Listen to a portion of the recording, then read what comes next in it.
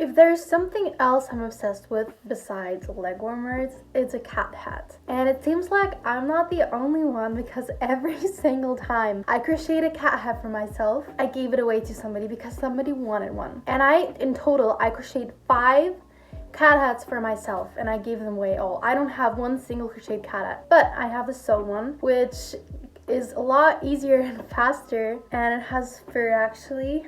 When I wear it, people say I look like an anime character, and you can also turn it around so you have 2 sides.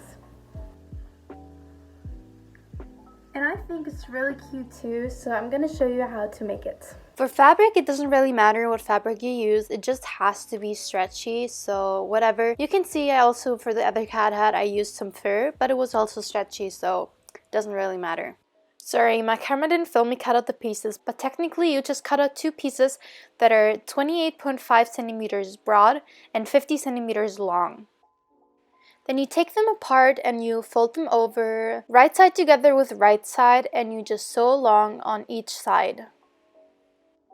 And you do that with both pieces, of course. While sewing, the first thing you do is turn your sewing machine to a zigzag stitch.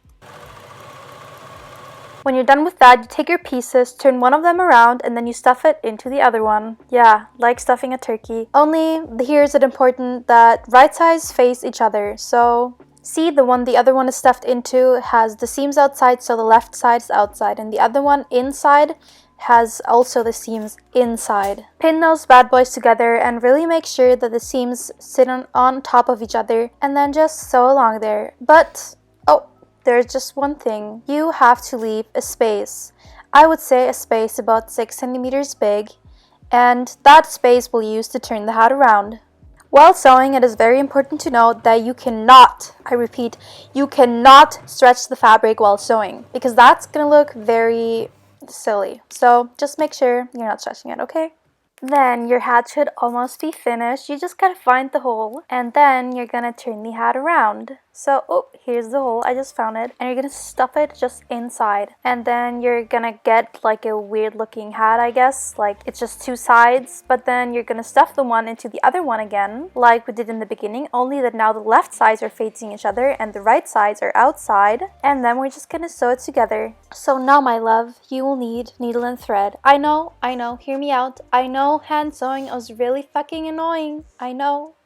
But we gotta do it, okay? Because if you're gonna sew it together with the machine, it's gonna look very silly. So, get yourself some thread that is matching to your fabric and a needle. And I'll show you how to do the perfect knot.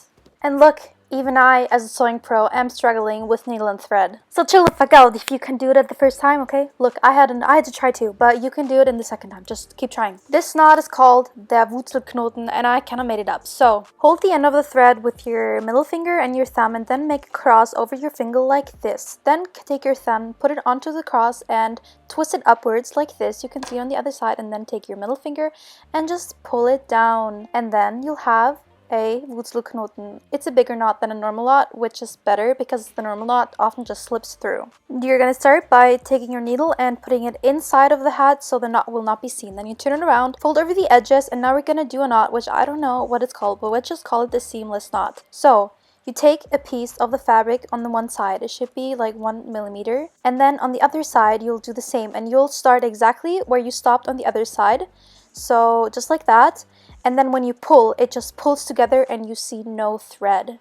That's the nice thing about this stitch. At the end, you'll put your needle through a little bit of fabric, and then you're gonna take the thread that's already attached to the fabric and you're gonna twist it around the needle twice, and then you're just gonna pull the needle.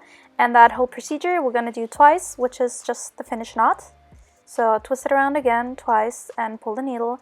And then you're gonna take the needle and just go right into the fabric, into the nowhere. It doesn't matter, just anywhere, come out wherever you want, in between the fabrics, and then just cut it. And when you're done, nobody will ever have known that there was a hole there. Nobody. Now this step is optional, but it definitely helps with the annoyingness with the hat falling apart. So do a Wurzelknoten again, and then find the top corner of your hat, go through it with a needle, go to the other side and make sure it's also exactly the top corner, and then just sew here and there like a little bit, and then you just knot it off. Do this with both corners and the hat is done. Perfect, fine.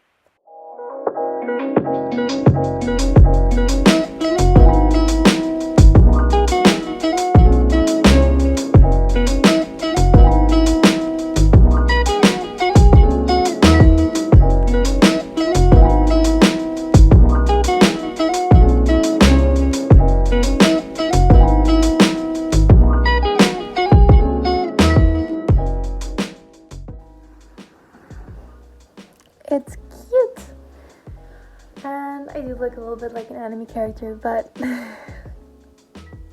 anime characters are cute too, so